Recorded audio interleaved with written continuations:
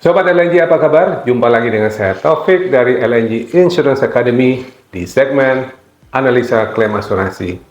Kali ini kita akan membahas kecelakaan pesawat penumpang Air India AI177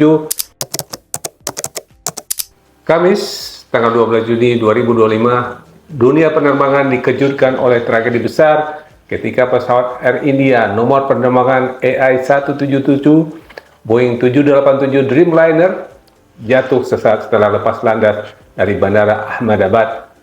Sebanyak 290 jiwa melayang, baik yang berada di dalam pesawat maupun yang berada di darat. Di balik duka ini, terdapat dampak besar terhadap industri asuransi dunia. Untuk memberikan gambaran tentang musibah ini dari sudut asuransi, sebagai broker dan konsultan asuransi, saya sudah mengumpulkan informasi dari berbagai sumber untuk kita kupas secara menyeluruh di segmen ini. Pesawat AI171 berangkat dari Ahmedabad menuju Bandara London Gatwick pada pukul 13.34 waktu setempat. Namun, hanya beberapa detik setelah mengudara di ketinggian sekitar 625 kaki atau 190 meter, pesawat mengalami stall dan kemudian menukik kawasan pemukiman di Megani Nagar. Pesawat menabrak gedung asrama Wisma Kedokteran, menyebabkan ledakan besar. Dari total 242 penumpang dan awak, hanya satu orang yang selamat.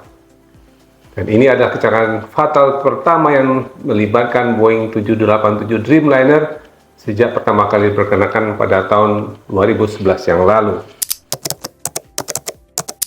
Jenis-jenis asuransi yang terdampak dari kecelakaan ini. Setidaknya ada 5 jenis polis asuransi yang terdampak dan yang merespon terhadap kecelakaan ini. Pertama, asuransi badan pesawat atau asuransi rangka pesawat atau dalam bahasa Inggrisnya hull insurance yang menjamin kerugian fisik pesawat. Jika dilihat akibat kecelakaan ini, rangka pesawat hancur total atau dalam bahasa Inggris total loss dengan nilai pertanggungan perkiraan antara 120 hingga 180 juta dolar. Nilai pertanggungan diperkirakan antara 120 juta sampai 180 juta dolar, tergantung dengan kesepakatan dengan kondisi polis. Yang kedua, asuransi tanggung jawab penumpang atau passenger liability insurance. Dengan 240 korban jiwa di dalam pesawat, kompensasi bisa mencapai 200.000 hingga 3 juta dolar per orang, tergantung yurisdiksi dan ketentuan yang ada di negara masing-masing. Estimasi total klaim dari passenger liability bisa mencapai sebesar 700 juta dolar lebih. Ketiga, asuransi tanggung jawab pihak ketiga atau third party liability. Untuk korban yang kerusakan di darat, tercatat 28 orang tewas dan 60 orang luka-luka. Ada pula kerusakan properti pada gedung asrama dan juga rumah penduduk sekitarnya. Diperkirakan kerugian berkisar antara 15 sampai 30 juta dolar.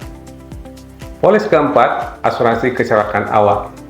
Dengan 11 awak meninggal dunia, khususnya awak kabin di luar pilot, kompensasi per orang bisa 100.000 sampai 500.000. Demikian estimasi berkisar antara 1 sampai 5 juta dolar klaim. Polis berikutnya atau yang kelima adalah asuransi gangguan usaha atau business interruption insurance. Air India akan mengalami kerugian operasional, pembatalan rute, krisis reputasi, dan biaya-biaya tambahan lainnya. Estimasi kerugian tidak langsung dapat mencapai antara 10 sampai 29 juta dolar jika jaminan ini ditanggung oleh polis. Total kerugian estimasi jika dijumlahkan, total estimasi kerugian dari kecelakaan ini bisa mencapai 200 hingga 1 miliar dolar, tergantung dari hasil akhir investigasi dan klaim asuransi. Ini membuktikan bahwa risiko dalam industri penerbangan sangat besar dan perlindungan asuransi yang memadai menjadi mutlak. Dampak kecelakaan ini terhadap industri asuransi dunia. Seperti kita ketahui, industri asuransi itu saling keterkaitan. Asuransi adalah industri global. Jika terjadi kecelakaan di satu negara, akan berdampak terhadap negara lain, terhadap belahan benua lain, akan saling tergantungan. Oleh karena itu, kecelakaan ini akan memberikan dampak kepada industri asuransi dunia, khususnya asuransi aviasi atau penerbangan. Pertama, dampaknya adalah kenaikan tarif premi asuransi penerbangan. Untuk menutupi klaim yang besar ini, tiada lain, industri asuransi akan membutuhkan tambahan premi, tambahan dana. Untuk itu, caranya yang pertama adalah dengan menaikkan premi. Seberapa besar kenaikan premi ini, tentu kita tunggu dari legislasi premi dan hasil kesepakatan perusahaan-perusahaan asuransi dunia. Dampak kedua adalah mulainya pengetatan seleksi risiko atau underwriting. Perusahaan-perusahaan asuransi akan semakin ketat dalam menerima risiko-risiko penerbangan. Semua akan diseleksi, kondisi pesawat akan diperketat dengan survei, dengan laporan-laporan teknis yang meyakinkan bahwa perusahaan dalam kondisi fisik, seleksi dalam operator termasuk kondisi pilot, penerbang, cuaca, dan lain-lain. Teritorial di daerah mana penerbangan. Kedua, pengurangan kapasitas penutupan dari pasar reasuransi. Besar kemungkinan beberapa perusahaan reasuransi global akan mulai mengurangi kapasitas. Artinya, daya tampung mereka untuk jenis asuransi aviation dan penerbangan akan dikurangi. Kalaupun mau, mereka akan menaikkan premi yang cukup tinggi. Keempat, evaluasi ulang terhadap batas pertanggungan dan maskapai lain. Perusahaan asuransi akan menghitung ulang nilai pertanggungan, batas tanggung jawab, limit of liability. Mereka akan hitung ulang sampai seberapa besar yang bisa mereka berikan. Oleh karena itu, musibah ini akan berdampak ke seluruh dunia, termasuk di Indonesia, karena pasar global akan mengubah strategi dalam menghadapi risiko serupa. Berikutnya, bagaimana peran broker asuransi untuk asuransi penerbangan, khususnya terhadap kecelakaan ini. Broker asuransi profesional jauh-jauh hari sudah mempersiapkan diri dengan membantu nasabah-nasabahnya untuk mempersiapkan polis asuransi yang maksimal, jaminan yang paling luas, perusahaan asuransi security yang terbaik, kemudian tarif premi yang efisien dan memadai. Nah, kita berpikiran positif. Air India sudah mempunyai polis asuransi yang terbaik dibantu oleh broker asuransi. Dengan itu kita yakin kecelakaan ini mestinya sudah dijamin oleh asuransi dengan jaminan yang maksimal. Kemudian broker juga memastikan limit of liability, uang pertanggungan itu memadai.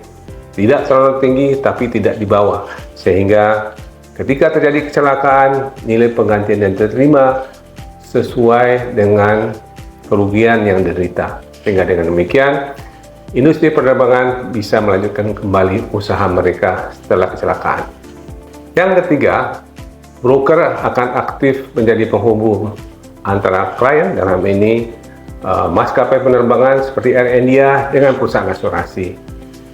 Nah, yang kelima, dalam posisi seperti ini, broker asuransi adalah pihak yang paling sibuk memastikan bahwa kecelakaan ini dijamin oleh perusahaan asuransi.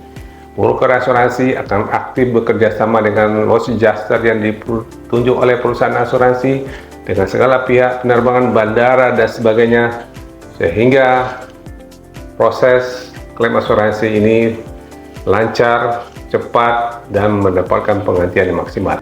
Oleh karena itu, tidak hanya di bidang penerbangan, di bidang risiko lain, broker menjalankan fungsinya seperti ini.